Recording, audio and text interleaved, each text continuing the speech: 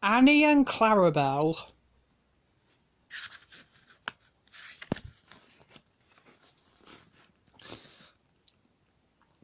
This is a story about Thomas's coaches, Annie and Clarabel. They loved running backwards and forwards along the branch line with Thomas, but one day they were given a chance to prove just how useful they can really be.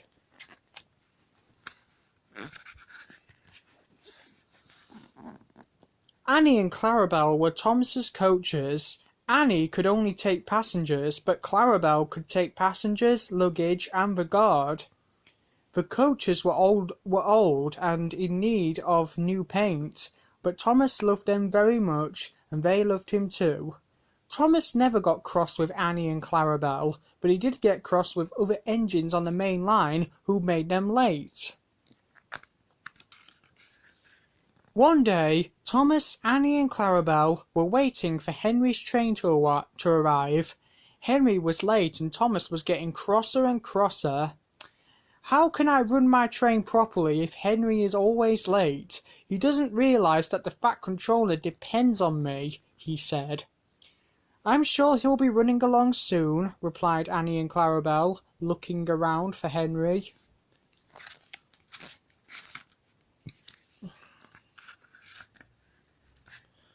At last Henry's train arrived. Thomas was very cross with Henry, but Annie and Clarabel waited patiently, and lots of passengers got out of Henry's train and climbed into them. Finally, the guard blew his whistle, and Thomas started at once. But as the guard turned to jump into Clarabel's van, he tripped over an old lady's umbrella. By the time he had picked himself up, Thomas, Annie and Clarabel were steaming out of the station.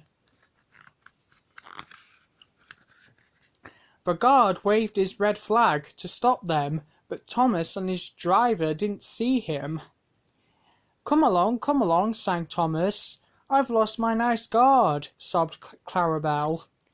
Annie tried to tell Thomas, "We've left the guard on the platform," but Thomas was too busy hurrying to listen. "Oh, come along," he puffed impatiently. Annie and Clarabel tried to pull Thomas back, but Thomas took no notice. Thomas didn't stop till they came to a signal. "That silly signal! What's the matter?" Thomas asked his driver. "I don't know," replied the driver. "The guard will tell us in a minute." They waited and waited, but the guard didn't come. "Peep, peep, peep, peep! Where is the guard?" whistled Thomas. "We tried to tell you. We've left him behind," sobbed Annie and Clarabel. Thomas looked back along the line, and there was the guard, running as fast as he could. Everybody cheered, especially Annie and Clarabel. "I'm very sorry," said Thomas, when the guard reached them. "It wasn't your fault, Thomas. It was the old lady's umbrella," said the guard, catching his breath. "The signal is down. Let's make up for lost time." Thomas set off straight away, and Annie and Clarabel sang, "As fast as you like, as fast as you like," all the way to the end of the line. A few days later, Thomas was ill, and the big station couldn't make him better. He would have to go to the works. Annie and Clarabel were sad. They would really miss Thomas.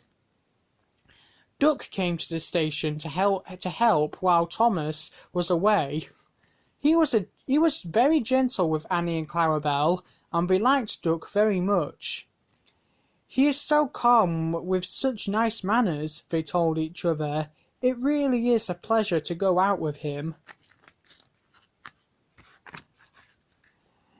Annie and Clarabel were sorry to say goodbye to Duck when Thomas came home, but they were very pleased to have their old friend back. They told Thomas how well Duck had managed. Thomas was a bit jealous, but he was pleased to be home that he soon forgot. The works had made Thomas feel much better, but they had left his handbrake very stiff. This made his brakes seem as if they were as if they were on when they weren't. Thomas's driver and fireman soon learnt to be extra careful so they didn't overrun the platform. But one day, Thomas's fireman was ill, and a relief fireman took his place. Thomas, Annie and Clarabel were waiting for Henry's train to arrive. The fireman fastened the coupling, but he forgot all about Thomas's handbrake. Suddenly, Thomas felt his wheels begin to move. He tried to stop, but his driver and fireman were on the platform. Thomas, Annie and Clarabel gathered steam out of the station. "Stop, stop!" shrieked Annie and Clarabel, but Thomas kept on going. The signalman sent a message along the line, and an inspector prepared to stop Thomas near the airfield, but Thomas was going much too fast for the inspector to act. Quickly, the inspector climbed aboard Harold, and they took off. Below, Thomas was tiring. I need to stop, he panted wearily.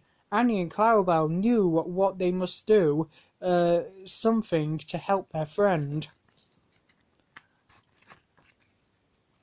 The coaches remembered how calm Duck was when they worked with him. They must be just as calm and steady now. Annie and Clarabel pulled back as they went uphill and managed to slow poor Thomas down. As they neared the next station, they saw Harold land and the inspector run towards the platform.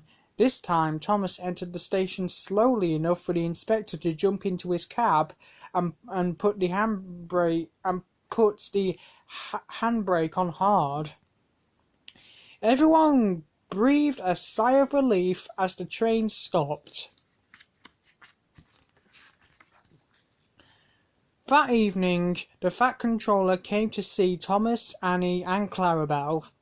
He told Thomas that he would have his handbrake repaired straight away, and congratulated Annie and Clarabel for helping Thomas when he really needed them.